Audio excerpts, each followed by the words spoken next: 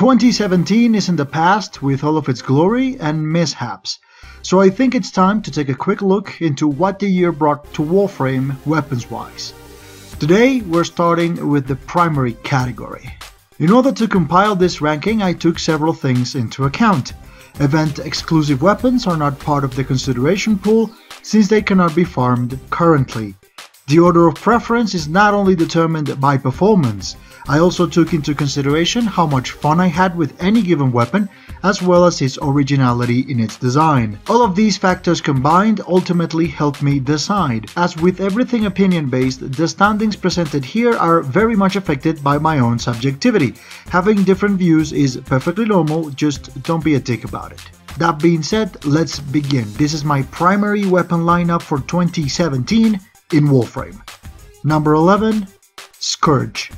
This is one of the new throwing spears that looks straight out of Stargate. I'm not a fan of him. True that the Scourge can reach 100% status chance and its primary damage type is corrosive, but its low fire rate and the fact that for some reason its shots sound like farts to me mount up for its placement at the bottom of this selection. Don't get me wrong, it's decent by all accounts, I just think the others here are better. Number 10. Ferox. The other throwing spear that came out last year. It's a viable hybrid and many will tell you it's a poor man's Opticore. Truth be told, it can hit really hard. If you give it some time and throw some formas in the process, you can get a lot from it. However, I don't like it. There is just something about these throwing primaries. They don't resonate with me. But again, that doesn't mean it's a bad weapon or totally useless. In the end, it's only a matter of preference. Number 9. Kwartak. This rifle was a huge disappointment for me, since I thought that we could have a shotgun-like weapon with none of the shotgun-only issues. But the Kwartak was not the answer. Its low fire rate combined with the fact that its firing mechanic was just like any shotguns but without the mods to go with them create a weapon that underperforms more than anything else. That being said, the fact that it doesn't have fall-off, it is somewhat accurate, and it's a decent critical weapon may be seen as saving graces. Number 8. Argonac.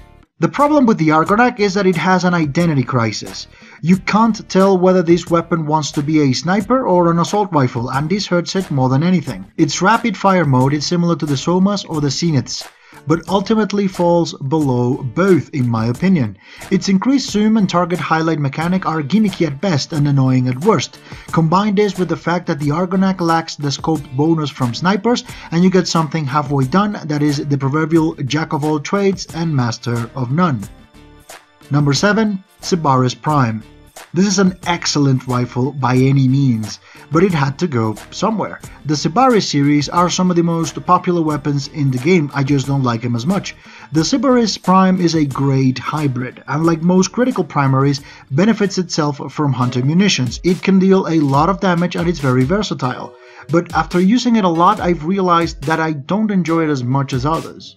However, it is the best burst fire primary in the game with an incredible accuracy and it looks really pretty. As far as choices go, it is a solid one. Number 6. Tenora. When this weapon was released, many thought of it as a rival for the Soma Prime, and they're right. The Tenora is very versatile. With an enormous clip and viable as a hybrid, Octavia's machine gun can adapt to pretty much anything. Now the fact that its fire rate has a build-up and that the shots sound like someone is spitting peanuts in rapid succession make me shy away from it a little bit. But bad jokes aside, the Tenora is a solid primary that also looks really good. It's number 6 on the list because I like the ones coming up a little bit more. Number 5. Baza. The Baza can be everything the Soma Prime is plus silenced, an excellent critical weapon. This little thing and hunter munitions were a match made in heaven, thus being capable of handling pretty much anything. It has a small clip for its fire rate, but that is compensated with a great reload speed. Invisible Warframes, especially Ivara, seem to get the most out of the Baza. My problem with it is that it looks somewhat small. I generally love minimalist designs, but this is not the case. On the other hand, it has a pretty short range, which is justified in my opinion, but still a disadvantage. Number 4. Astilla. This is a full auto shotgun with a long fall-off. This is yet another viable hybrid, and for a shotgun, an uncommon sight. With relatively low damage that is balanced by its high fire rate and its hybrid nature, I always find myself scraping for ammo with this one, since I just can't stop using it. It's really fun. Incredibly good against enemy groups since its glass projectiles detonate in a small area, affecting several with a single shot. Its decent slash damage and the fact that it's very versatile allows you to build it for almost anything. Amongst all of the weapons released with Planes of Eidolon, this one is my favorite by far. Number 3. Corinth. This is a real shotgun. A critical beast that can deal with just about anything when paired with hunter munitions. Great base damage and 2 distinct firing mechanics. This is not a weapon as much as it's a pleasure. The sounds of the cartridges cheering in the weapon's chamber and the fact that you can almost feel its weight when fired combine for a very powerful and fun experience, but it's not without flaws. A somewhat clunky fire rate and a narrow spread can punish missed shots a lot more than with the average weapon. Also, the fact that it reloads one slug at a time can be seen as something negative as well. Number 2. Arcoplasmor. This is a weapon ideal for all of you who don't like to aim much but still feel as shooting champs. The Plasmor is not the most conventional shotgun in the game, but it sure hits like one. Its firing mechanic is rare among its peers, since both status effects and crits work more like they would in a regular rifle. This is an advantage, making the Plasmor a very effective hybrid, although it has a multiplier of 1.6. Add to that the size of its wave-shaped projectile, an innate 2-meter punch through over enemies, and one of the sexiest reload animations in the game.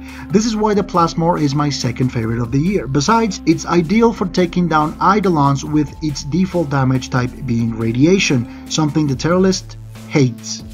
Number 1. Lens. There was no other weapon in 2017 that gave me as much fun as the lens did. Using it is a challenge in on itself, since bad aim equals dead frame, but this is something I find enjoyable, like watching a controlled demolition. Unlike other weapons that can deal self-damage, the lens is somewhat predictable. If you have the reflexes or the precision, you can evade its explosions.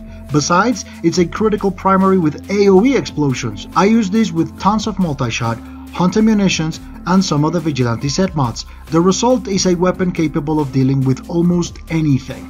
I never liked the Tonkwar or the Pentab or the Tsar or any of the other explosive weapons, but for some reason I love the lens. Right now my favorite weapon not only from 2017, but in the whole game. I know this is not a weapon that everyone finds fun or good, but to me it's both on equal measure. That's why it's my number 1. 2017 was a good year for primaries in Warframe. You could argue that any from number 7 upwards could have been number 1.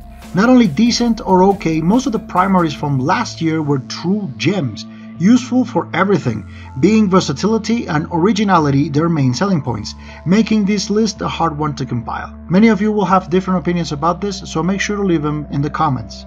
For my part, this has been all for now. If you enjoyed the video or you found it interesting, please consider giving it a like.